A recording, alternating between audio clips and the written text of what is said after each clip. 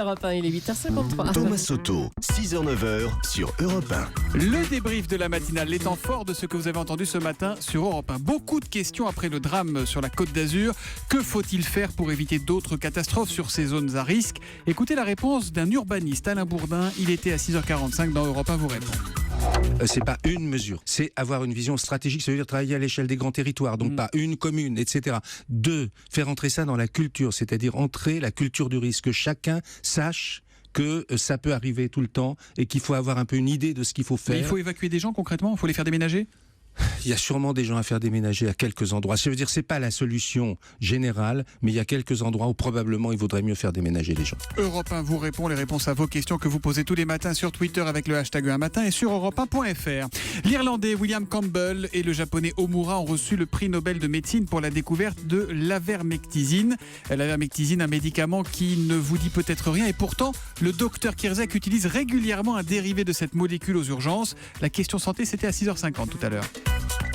C'est aussi cette molécule, l'ivermectine, celle qu'on utilise au quotidien en France contre la gale qui est en recrudescence sous nos latitudes et puis contre les poux puisque des études commencent à sortir et montrent l'efficacité. Ça ratisse extrêmement large. Ça commence à avoir une efficacité contre les poux, soit par voie locale, soit par voie orale. Donc ce n'est pas qu'un médicament des pays pauvres, c'est aussi un médicament qu'on utilise chez nous. Voilà, et on sait pourquoi. Je ne suis pas prix Nobel de médecine, c'était pas l'avermectizine, c'était l'avermectine. Voilà, au moins le docteur Kierzek lui est précis tous les matins à 7h-5.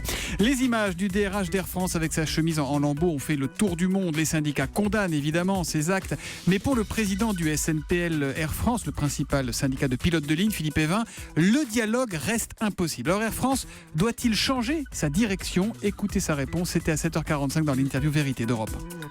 C'est pas une question d'homme, c'est que le dialogue social, vous l'avez vu au mois de septembre de l'année dernière, on l'a connu tout au long de cette année 2015, il est pratiquement impossible. On l'a vu avec donc est-ce qu'il faut changer la direction d'Air France? Est-ce qu'il faut remplacer Alexandre de Gignac? En tout cas, il faut changer les habitudes, ça c'est certain.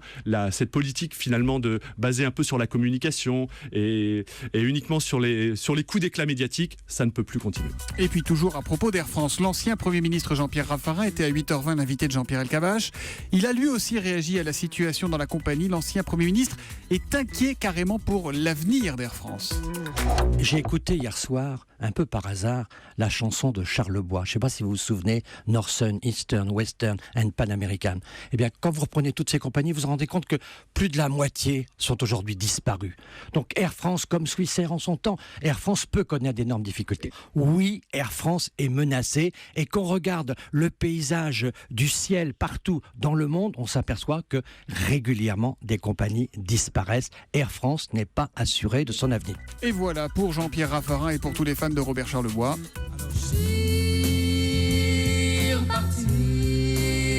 Sur Québec Air, Transworld, Northern, Eastern, Western, Pan American. Et c'est vrai que toutes ces compagnies ont disparu. Robert Charlebois, la chanson s'appelle Lindbergh, interprétée avec Louis Forestier, est sortie en 1968. Louise Forestier, Louise.